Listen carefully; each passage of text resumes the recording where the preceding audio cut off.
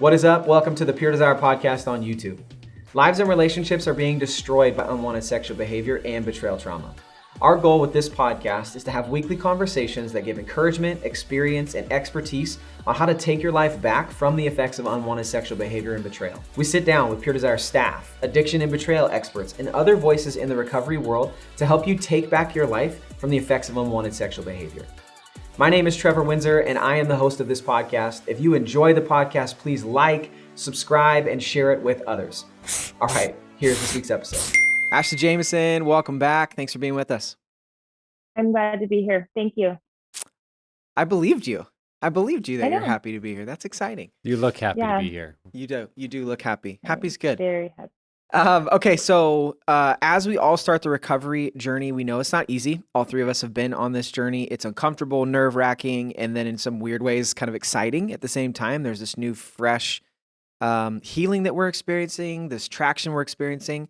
And so today, for the episode, we just wanted to walk through 7 tips on really the front end. As you're starting this recovery journey, what it looks like, some 7 tips that will help you get the most out of this healing process. And we do some of these. We've had, I've learned that lists are really popular. People like lists, like 7 tips. Ooh, sign me up. I'll do that.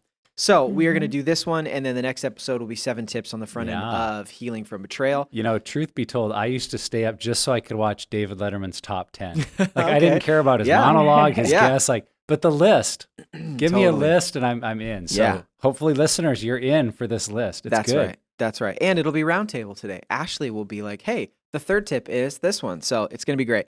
Let's start with the first one. The first tip on starting the recovery from addiction journey is give yourself time. Let's talk about that. Yeah, this is an important one because I think when we've been struggling, we really want to see change or freedom as an event, like a moment in time where I was struggling and now I'm free. I had a problem and then I went forward at an altar, I got prayed over and I got better. I had a struggle, I confessed to someone, it all got out there and it was over. And we've maybe even been conditioned for that if we grew up in a Christian home, that sometimes has been presented as a way that change happens. And I think change can happen that way. There are obviously many stories out there of miraculous healings, people that encountered God in a fresh new way, people that when they came to faith, they say something just changed in their life. But as we've heard, countless stories from men and women, for whatever reason, it seems to be very, very uncommon in this area because as we'll talk about in the episode, change is a process, change of your brain, change of your patterns, change of those physical neural pathways in your brain that have to be rewired. And that takes time. And so that's why if you give yourself time and have that mindset that says, this will be more like a process and a journey and not an event. I really think you'll set yourself up for a better journey because the truth is you may encounter some change of behavior right away if you enter into this process. Sure. But the journey of actually being transformed, of renewing the mind, even from a secular level, we know brain science says that takes time. And so we just want to recognize there may be things deeper in me that are longer standing than I realize. And while we'd love it if it just, kind of a snap your fingers moment could happen, it's probably going to be a process. There'll be ups and downs, highs and lows. And if we just have that deep breath, grace for myself, that I'm going to give myself time, then it really can be a very, very powerful journey. Absolutely. Yeah, I always think about, and listeners can go dig out the podcast and try to find it. When Trevor gives the example of the walking toddler, that God doesn't just shame us for falling because he understands it's a process and he's, we're working toward, walking. But I definitely was that teenage love sex addict with an eating disorder. And then I went to a church that was like, had those nights where it was like before Jesus and then after Jesus and it was testimony night. Right. And I always just felt so much shame. So if I could have heard that message way back when, that just because I'm in progress doesn't mean that I'm, a terrible sinner that's going to go to hell and never recover. Because every time I would feel that shame again, then it would set me back and I'd be like, I just can't do it. So, I just say commit to the whole process and give yourself just space and grace to say, I want to see what happens if I just dive all in for this 10 months and do every tool and use everything I'm learning and allow God to work in me. Just give yourself space, even if you fall a few times along the way. Yeah. I think of it for me just practically in my life because what we know is that how long we've been in an addiction or unhealthy sexual behavior, sexual brokenness, is that changes our brain, and so you're changing it negatively over time, and it's developing these really unhealthy habits and ways that you function and you think. And for me, like I think of it almost like so I had a weight loss journey where over 6 months I lost a bunch of weight. And what's funny, if you look back after college, like my eating habits, I was doing all these things where I was gaining weight and gaining weight and gaining weight to the point where I was almost 300 pounds. And when I decided to change my eating and I wanted that transformation and that change, it wasn't like I changed my diet and the next day it was like, oh my gosh, I've lost 75 pounds. This is incredible. Happens. Wow. Like you're having to undo a lot of that work and redo some work on yourself. And so for me, I think of it in that way, that transformation takes time and it takes those daily decisions that ultimately create a trajectory. Because now for me, I completely eat differently. I don't eat the way that I used to. So my life has changed. And so it takes time to really turn that corner from the unhealth that we've had and head toward health. It's going to take a while. Well, that's a good point to remember. There may be a moment or an event where we decide to change. We decide to go all in. We decide to go after our healing. We decide to get honest. We decide to sign up for the counselor or the group. That can happen in a moment. But then the journey is really where change is at. And it's also an area where I think we get confused in some of our biblical language between eternal realities and the current process of sanctification. Because in the current realities, we are set free from sin and death. Totally. We are delivered from the old nature. And those things will be eternally true through Christ. But there's a whole lot of other language in the New Testament that then talks about, so get rid of and remove yourself and make these changes and be transformed. And the two kind of can feel like they're in tension because like, well, wait, am I free or I'm not? It's like, well, yes, you are eternally free from sin. And for all eternity, we'll celebrate that. But the consequences of sin in your current situation, the way it's impacted your brain and the patterns and the relationships around you, that will be a process. Absolutely. So, yeah, great. The second tip is to commit to a group experience. And so if someone's been battling this on their own, like I'm just going to do it by myself, this might be a tough one. So Ashley, why is that such an important tip to commit to a group experience?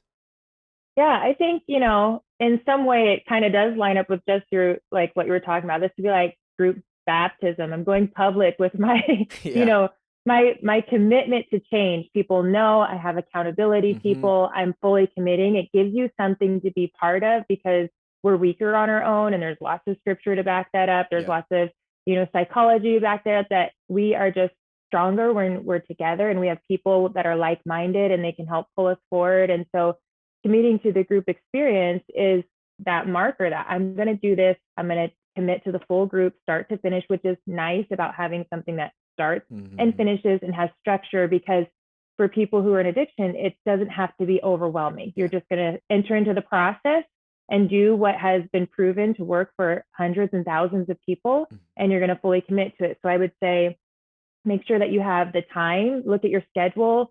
And if you need to clear something, a volunteer opportunity that you're doing, or I even have people in my group that have requested a couple hours off work and their bosses have been gracious to them and done that. So look at your schedule to make sure that you've given yourself the time. I would say if your group is smaller or people are missing, still commit to that to keep that momentum each week, that you are fully in using all the tools and committing to the process. Because once you start skipping or saying, oh, I don't need that, or I think I'm done, that's when addiction can start to creep back in. I remember when John was, halfway in the group and he's like, I think I'm good. I don't think I need this anymore. I'd much rather give the time to my family than to be gone. Totally. I was like, oh, no. It's like, you do not get to stop group yet. That's cute, John. That's cute.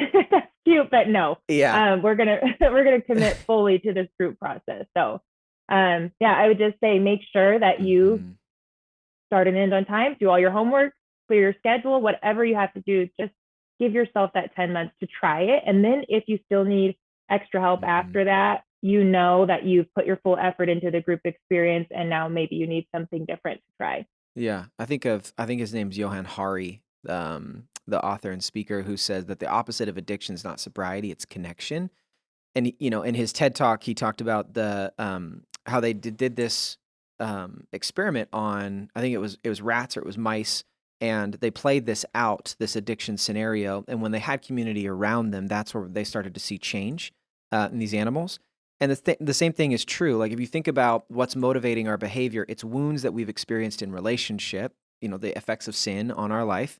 And for us, just running away from that is why we ended up in addiction. And so continuing to run away from relationship actually doesn't make it any better. And I think practically we've all experienced that. If you've been struggling with unwanted sexual behavior for any amount of time, you've tried things to stop. Like if you don't want to do it, you've tried things on your own and they haven't worked. And so I think of that line again, and I messed it up last time and you helped me, Nick, but the idea of like the idea of trying the same thing over and over again and expecting the same result you're called a what? Or it's the definition of insanity. Insanity. Thank you. But I think that that's true. So I think that if you lean in and understand how integral connection with other people is to your recovery journey, and you understand that it's something that actually fuels your health, then you start to see it different just because it's so opposite of addiction. Yeah. Well, and we've talked about the concept too of blind spots, that the reason it's called a blind spot is because you can't see it. And if you don't think you have any, that's probably evidence that you have blind spots because you can't see them. And so when we're battling on our own, we're going to be stuck in the same patterns because of those blind spots. We're tripped up by lies we're believing, false ideas we have, patterns that we've not been able to see. Yeah. And in a group environment, we hear other people tell their story and we're like, oh, wow, that's me. Mm-hmm. Or we tell our story out loud. And I can't, even begin to say how many times this happened to me, that I would start to tell a story out loud and it's like, oh, wow, I've never seen before a lie that I believe, or an excuse that I'm making, or a justification. And we've just been so locked in these patterns, we really can't see it alone. And so a group provides that safe, healthy context of others to expose, to turn the mirror on us and help us see things that otherwise we're not going to see. And then add to that shame thrives in secrecy. Totally. And so even if I'm working on recovery in secrecy or isolation, shame is still going to thrive, because when I'm not doing recovery perfectly, and no one does, by the way, when I'm not doing recovery perfectly, that shame voice just keeps saying, yeah, see, you don't have what it takes. You can't do this. Right. And shame will perpetuate behavior. And so that's why a group environment is so crucial, to expose those things to the light and to healthy relationships that then creates the connection that leads to real freedom and change. Absolutely. Yeah, because we're learning to do life in a different way, and we're always going to have things that pull us, to the left or to the right. And, the hope is that you get to be part of a group and learn how to let people walk with you through your dark struggles and know all of your weaknesses, so that then when I say, hey, Heather, I'm starting to have addictive thinking, I can feel my brain like cycling in a compulsive way. And that's an indicator to me. And it's really cool to be able to see that you can start identifying things so early, and that you've already developed the skills to let people in right away, so that you don't have to start straying into some of these addictive patterns. And so I just, group is so good. Okay, the third tip is expect speed bumps. What do we mean by that? Okay, so I mean, I feel like Ashley already kind of took it when she referenced it, but that idea of learning to walk. I mean, I think of so many times we've heard this, that sexual addiction, sexual brokenness can be used as a crutch to make it through life. And so when, and I think of our time with Dr. Craig Cashwell, like when you go to help someone who's been using a crutch their whole life, you don't just kick the crutch out from under them and be like, figure it out. Okay, good luck. See you later. But I think that there's part of that too, that if you've gotten hurt and you've had to use a crutch and you start doing physical therapy, it takes time to get your legs back. It takes time for you to figure out how to walk and how to manage life and how to maneuver throughout the day in a healthy way. And I think the same thing's true when it comes to addiction. You need to understand that it's going to take you time, as we've already mentioned, to get your recovery legs, so to speak. Like it'll take you time to figure out how to do this journey and walk in a healthy way. And I think of this illustration all the time to what Ashley was talking about earlier. When my sons were learning how to walk, like they fell a lot. And that doesn't mean that we're encouraging, go out and relapse and just, make that happen. That's just, oh, well, we'll just dismiss that as a part of recovery. No, but that does mean that you are going to stumble a little bit and you're going to see, oh, you know what? I didn't think about this aspect of my family of origin or this context that I'm in every single day at work and how that impacts my recovery. And so the idea of like a toddler learning how to walk, it's the same thing. We're learning how to walk and do life in a new way. And I think there needs to be some grace that we give ourselves in that scenario, that expect that there's going to be speed bumps and stumbles and you figuring it out because you've never lived life this way before. Yeah. Yeah, and that's one of the areas where pure desire groups do differ from like a 12-step group in how we talk about relapse. And we say a relapse doesn't have to happen. That's not a part of everyone's journey. But for many people, as they learn and grow, there might be a relapse, and we don't see that as a restart. It's not back, okay, day zero, got to start counting again. And, do I have to give back my 30-day coin? I don't know how that works. But instead, to see it as a relapse may actually be part of your recovery story. Yeah. Because in a relapse, you begin to see very accurately old patterns, maybe something we hadn't identified, and also how we respond to the relapse becomes different. Where in the past, we maybe tried to bury it, ignore it, act like it didn't happen, or kind of do that private confession closet of, okay, I got it out to God and tearfully said how sorry I was, and He forgave me. Okay, now I'm gonna go try harder not to fail again. Right. And if we've been stuck in that, instead looking at a relapse as something that I can analyze what happened, have a deeper understanding of the preconditions, the things that set me up for it, and then the response to the relapse, being able to take it to a group, or if I've committed to sharing that with my spouse as part of our recovery action plan, and being open and honest and taking appropriate steps to deal with what I've done by some maybe natural consequences of learning to face some pain, that this matters. I don't want to keep doing this, and so I choose to enter into some consequences that make me feel the weight of what I've done. Well, that is all very, very different than what happened in our past relapses. And I've said that to so many guys in group of like, look at the steps you're taking. Look at how you're dealing with this differently. And I know it might feel like you're back at square one. You've done the very thing that you're in group to not do again and committed to not doing, and you feel shame. You feel stupid. You feel like you've just violated all those commitments you've made. But on the other hand, I'll point them towards the positive. Say, you're talking to me right now. You're sharing honestly what happened. In the past, would you have done that? Yeah. You're committing to go and talk to your spouse. You're committed to this recovery plan. These are all things you wouldn't have done in the past. And your brain is actually going to learn and grow because of them. And so whether it's a relapse or, for a lot of others, it may just be, hey, as I've dealt with one behavior, I'm maybe getting the pornography or the lust or the relationships or the chat rooms, whatever was my thing, as that is being dealt with effectively, we might find other things that start to surface. And at first we might feel like, oh my goodness, what's wrong with me? There's just more. But the truth is we were probably using the pornography or the chat rooms or the relationships to cover up for a lot of other things. And as we deal with one, it is exposing just other areas that we've been running to. And not to see that as, oh, what's wrong with me, but more of, okay, this is just another layer of the onion, another part of my recovery that God's going to direct me into. And I would really encourage you as the listener, if you're in that kind of mode, it can feel defeating of like, what else? What more? And so I would just want to encourage you with hope of like, there will be an end to these. There will be a day where you're like, wow, as I'm dealing with this one, there's not more under the surface. I'm getting to layers where it's now about my old patterns, the lies I believe, and not yet another behavior or yet another place that I'm tempted to stumble. So keep addressing them as they come up with God, with your group, with others around you, and really believe that this is just part of that process. It's why it takes time. Totally. Because it's never just one behavior. It's a system of how you've learned to do life. And as you pull one behavior out of the system, other parts of the system are going to become more obvious. And that's what we're saying here is just expect speed bumps, expect challenges, expect hurdles, but keep facing them with God and with others, and you will get to a much better place.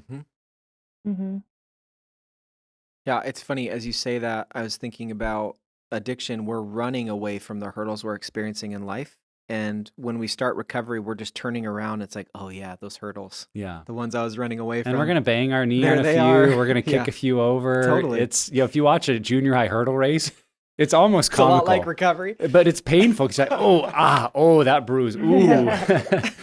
But they're getting over them. But keep going. Right? Keep going. And by high school, some of those kids are like, wow, they ran that 100-yard hurdle race faster than I could run it with no hurdles. That's pretty amazing.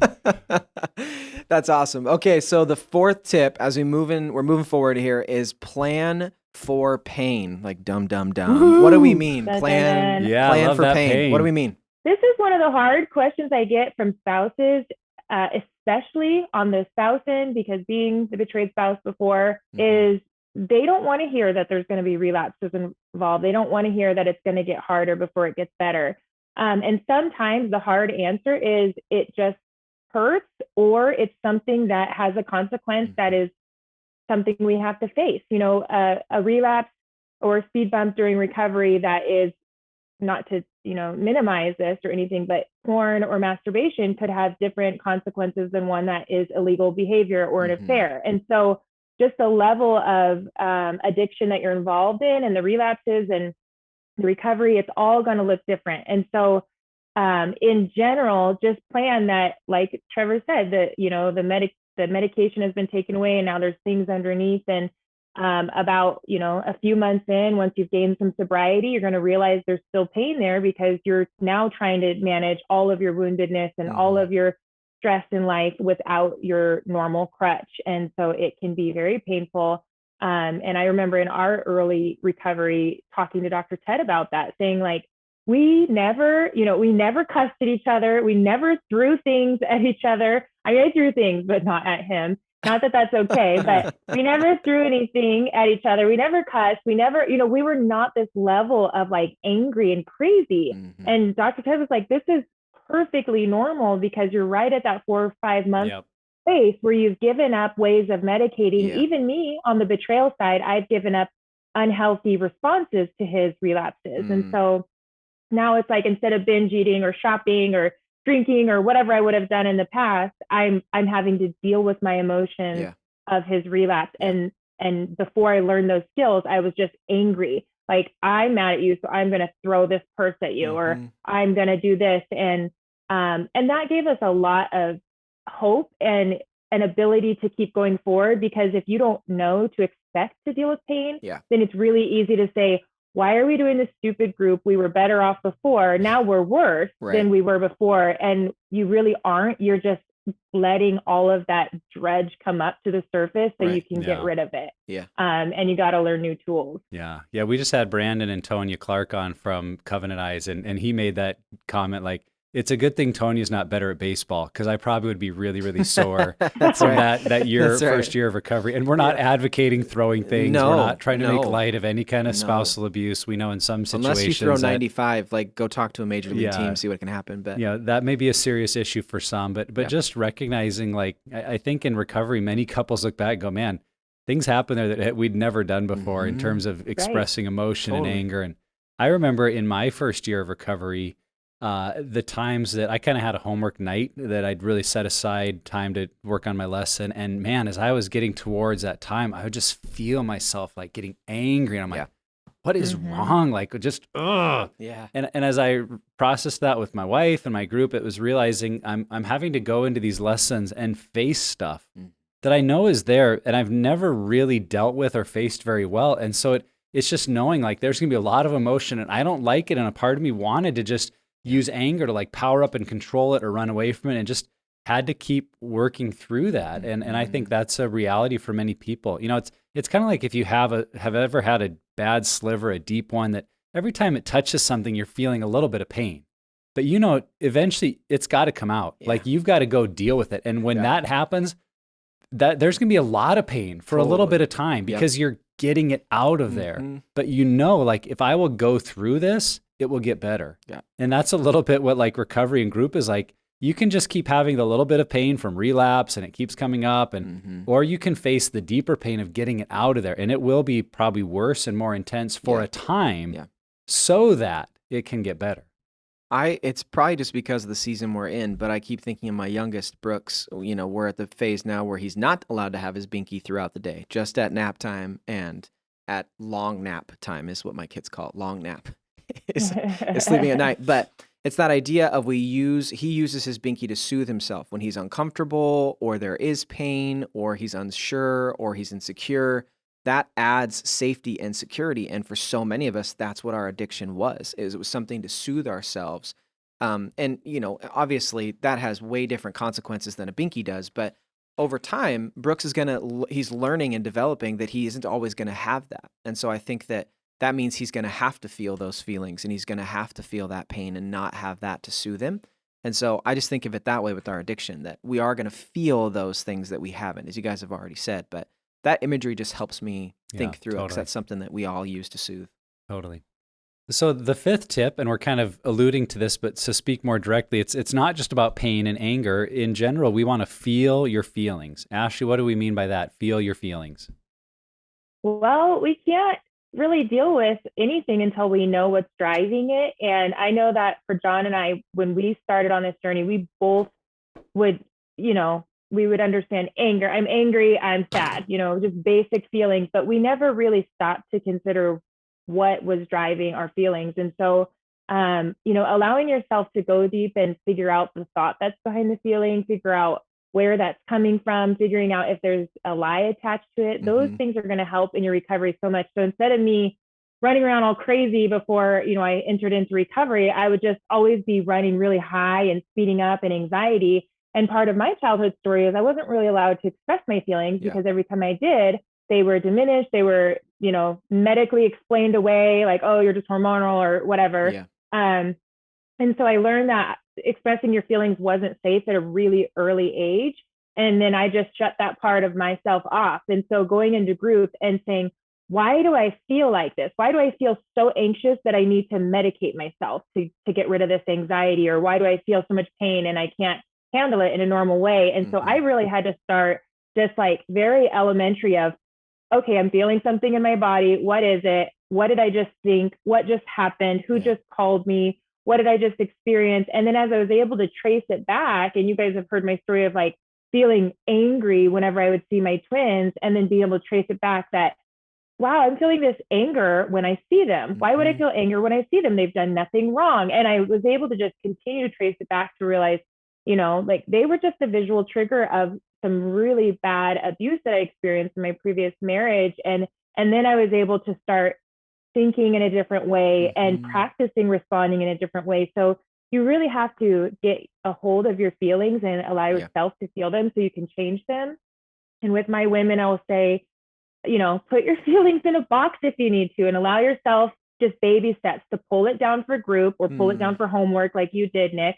But give yourself, I always say treat yourself, and I'll send them the little like Donna off Parks and Rec, treat yourself. I'll send them the little gif. That's right. I'll say treat yourself before and afterward.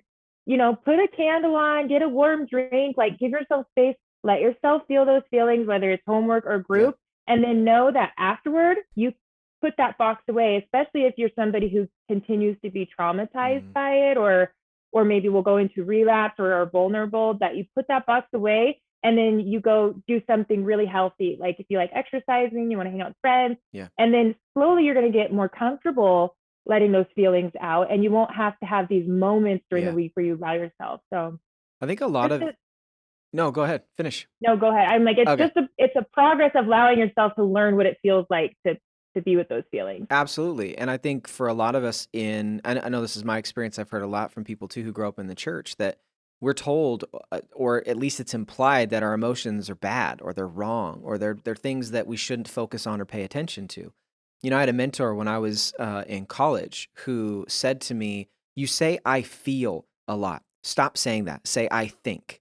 And for me, I remember where we were. I remember the beer I had in my hand as we were drinking it. Like I remember that moment, and it seared so deeply into my brain, because what I was being taught at that moment is that emotions are bad. And emotions are not bad, because if they were bad, why would God literally create us with the ability to feel them? Like it's and built Jesus in. too. Yeah, right. Exactly. Who's weeping, Absolutely. grieving. Absolutely. And it's like, and even before Jesus like walked the earth, though theologically you talk about him being in the garden, whatever, like God had those emotions as well. He experienced it all throughout the Old Testament as well. And so I think that's something that a lot of us run up against when we think about this idea of feeling our feelings.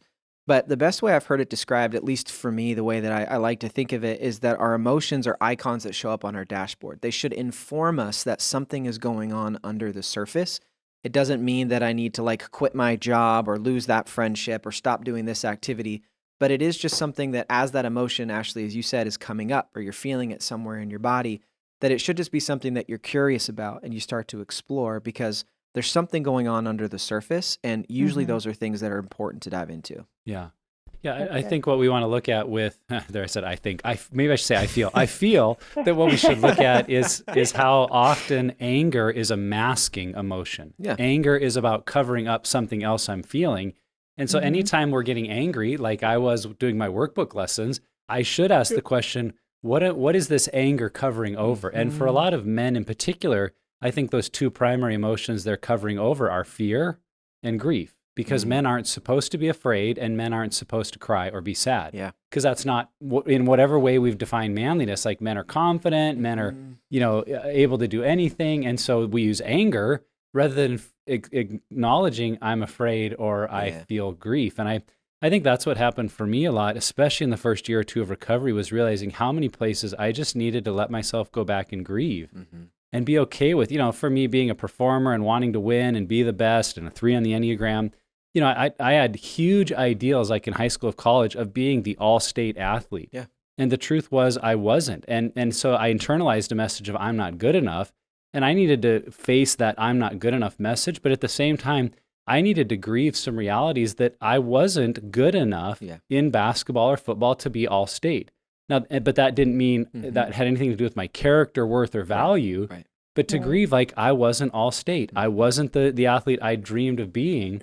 And just to grieve that so that I could get to a place of acceptance, like, you know what, it's okay. Not everyone in the world has to be, the star of the team. Right. And if I wasn't, and if I don't grieve that, what instead was happening is I was just taking the anger from not being good enough in that one area and then putting it into the next. So like, well, I'll prove it. I'll do better next time. I'll be the better, the better pastor or student or whatever, because it just fueled the need to perform. And if I wasn't willing to look behind the anger to see the fear and grief that I was masking, that I hadn't been good enough, I would just keep perpetuating performance into the next thing until, my dying day, still trying to prove that, gosh darn it, I'm good enough. Yeah. And so I think for me, it was that place of saying, I can grieve that I wasn't good enough in that sport, but that I am good enough as a man for God and others, and that the two are not connected. So you've got to get behind the anger and say, what am I masking here? Well, and I think to Ashley's point, we hear that a lot growing up. Like you think of those moments where,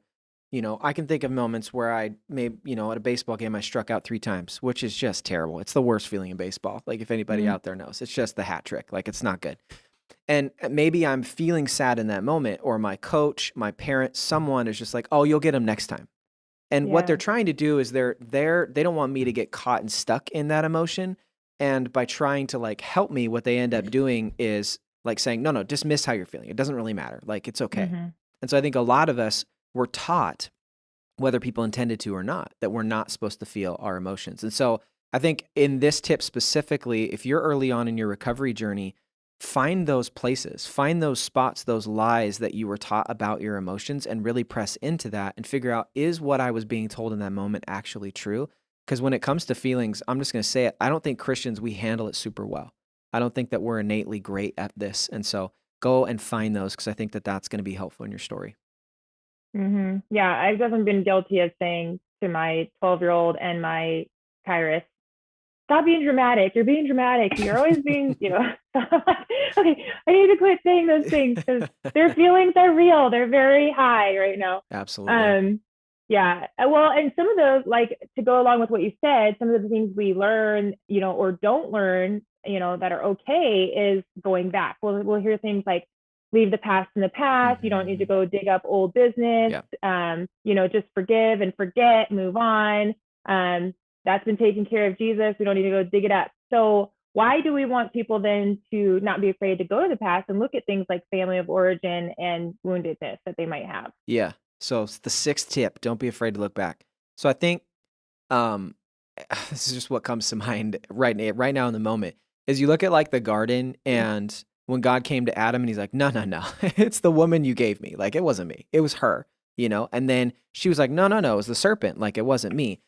We have this tendency to do that, I think, as humans, to blame shift. And I think that there's a fear that we have of, if we identify how someone else has hurt us in our family, that we're somehow blame shifting or saying, well, it's mommy and daddy's fault because they were mean to me and they yelled at me and blah, blah, blah. Like, when we say look back, that's not what we mean. Like, now, I mean, I've heard Nick say this a lot, is like, were you raised by Jesus? No, you weren't. You were raised by your parents. Were your parents perfect? No? Okay, cool. So they're sinful and they raised you, which means that you experienced sin and brokenness in your upbringing.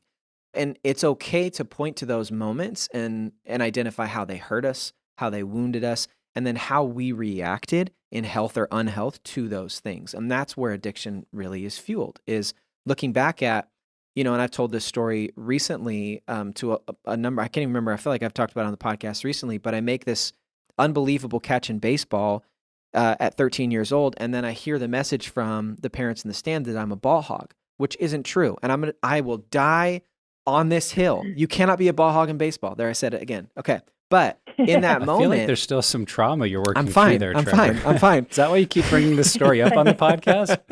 I don't want to talk about my feelings. We've been talking about that in my friend group, that if you say fine twice, you're okay. But if you say fine, it's almost like a negative times a negative is a positive, but the third one makes it negative again. It's like, I'm fine. I'm fine. But I think for me, what I was taught in that moment is I'll never be good enough. And looking back, you can see that pattern throughout my addiction. You can see that there were moments where I didn't feel good enough, or I experienced failure. And for me, I ran to those sexual relationships or to pornography to soothe myself, to find, fulfillment or pleasure, somehow to get away from those negative feelings. And so for me, looking back on my story, when I identify that that was a really wounding moment for me, it's not saying that Brent Holbrook's mom is the reason why my addiction, like why I was an addict. It wasn't. But that was a pillar moment where I was taught something or internalized the message that wasn't true. And so did that person do something wrong in the moment? Sure. Like, and sometimes maybe it isn't something that someone did wrong. But just because I look back and identify that person or that moment as a part of what fueled my addiction, it doesn't mean that that person's responsible. But what that does is it helps me go back and identify those wrong messages so that I can change what I believe. Yeah. It makes me think of that great quote by Gabor Mate that says, trauma isn't what happened to you. Trauma is what happened inside of you. Yeah. And that's why we need to go back to understand, where did false messages come from? Where do I have core beliefs that are not rooted in Christ, but are rooted in my pain? And I've even heard well-intentioned Christians say there's no point in going back because Christ has redeemed our past. And I think they mean well, but that totally misses the boat. That yes, Christ has redeemed the past sin, set us free from that, but he doesn't magically erase everything that happened, because the truth is we are today a byproduct, an outcome of everything that's happened in our past. Yep. And if we can't invite Christ to meet us in those past moments, we're not going to experience much freedom. It also makes me think of one of the theories of the atonement, of like why Christ came. One of them actually centers around not just his death. And as Christians, we get so focused on the death of Christ, but one of them is called the theory of recapitulation, that talks about how Christ's life, the way that he lived a perfect, sinless life, he was actually becoming the new Adam. Because along the way where Adam had made sinful choices, Christ made redemptive, God-honoring choices. And it was actually his sinless life that redeemed our broken past and the brokenness of our lives. And I've always thought that's such a cool idea, that not only does Christ's death kind of cover over my death, but Christ's perfect life is laid over all the brokenness and pain of my life. Yeah. And that's not to ignore it then. It's to give us freedom to look at, how have I been shaped? How have I been formed? I think also of Jesus in John chapter 4, who says to the woman at the well, go and get your husband. And she's like, I have no husband. He's like, you're right. The truth is you've had 5 husbands, and the man you're living with now is not your husband. I see Jesus in that moment. He doesn't have to bring that up. And is he shaming her? That's not Christ. Jesus isn't there to shame her. No. I think it's an invitation to her to say, I know your past. I know your wounding. I know what you've been through. And I need you to understand that the things I'm about to reveal to you about who I am come through that grid of knowing you completely. And I think that's so liberating for you and I, if when we realize that when God speaks his love over us or his grace, it's not in this like perfect little moment where all he sees is Jesus. It's actually through the grid of him knowing all of my stuff and all of my pain. And when he says, I love you, or my grace is for you, it's like, wow, now that means something, because it's all of who I am, not just erasing the past. So there's so much value in going back. I just hope that people really can open their heart and mind to see maybe there's some invitation there that Christ has for me to go and understand his love in light of my past. Yeah, so good. Yeah, I was always thinking too, like, I guess I'm really logical, and working in the medical field for so many years, I think about, I had this chronic illness for 23 years, and it got to a place where I thought I was going to have to quit work and maybe die. And when I went to this doctor, he's like asking me about my symptoms from when I was 13 years old. He's trying to put a whole story together of how I got to this place.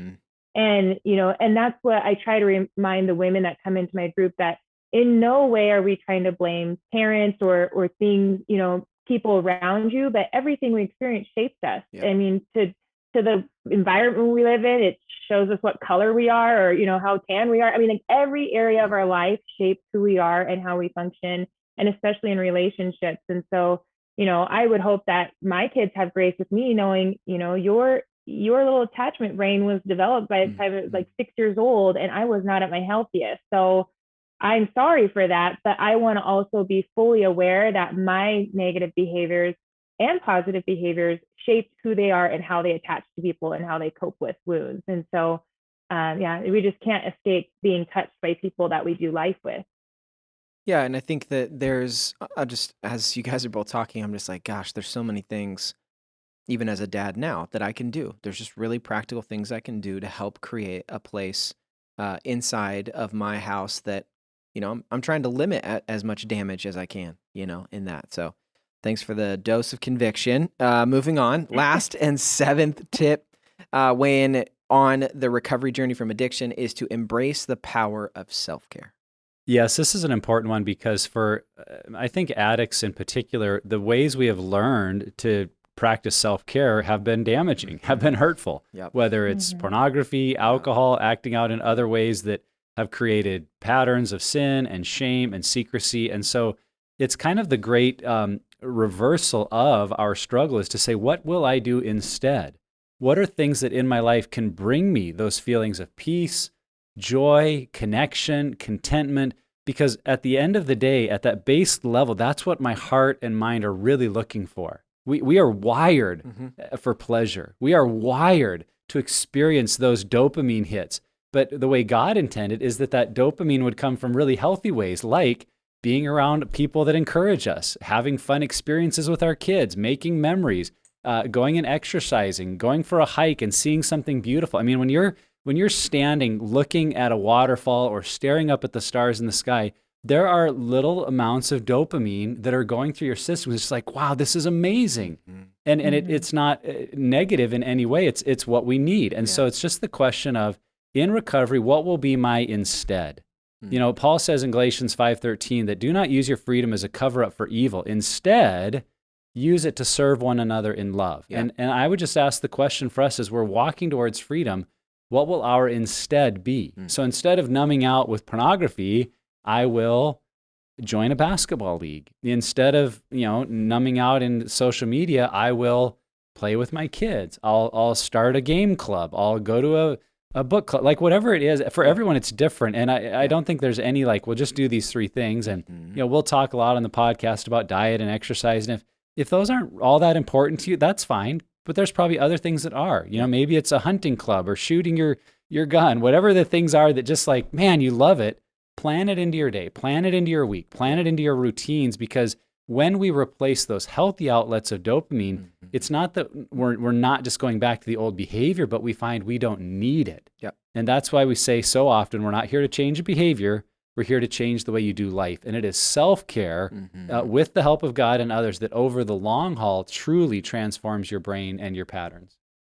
Yeah, I always think of it like my visual image is a bowling alley with the little bumpers that our self-care is like self-care bumper, self-care bumper. And so me knowing that I am going to St. Louis next week, and that means John's going to be home with the kids for 4 days, I could already see he was getting seasonal depressive disorder because we live in this area where it snowed 8 inches last week. And, and I'm starting to pick up the signs oh, this is going to be very vulnerable to leave him home with the kids for 4 days. He might come back a monster. And so I asked him, I was like, how are you doing? He's like, a little stressed, a little tense, cabin fever. I need to get out, And so on Easter, I just said, go to the cabin and spend the night in the woods by yourself and just get some self-care. And he came back such a different person. Yep. And then we said, and when I get back from St. Louis, go again. So it's like this bumper of, we know we know a challenging week is coming up because he's going to have kids, sports, activities, school, all of it, the cats. So it was like, okay, we can see that. And we've learned from our past behaviors that this is a vulnerable time, it will be stressful. So get some self-care on the front end, and then let's plan it on the back end too. And he came back just looking like he was more ready to have the kids home for 4 days Totally. after being out there, and chopping wood and doing whatever he was doing out there. Yeah. So I like to buffer my hard times in life that I can see.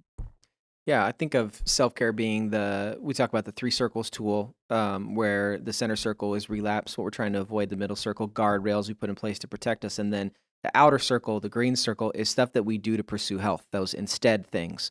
But I think to your point, Ashley, that self-care for me, the way I've started thinking about it is that it's something that improves my relationship with myself, with other people, and with God.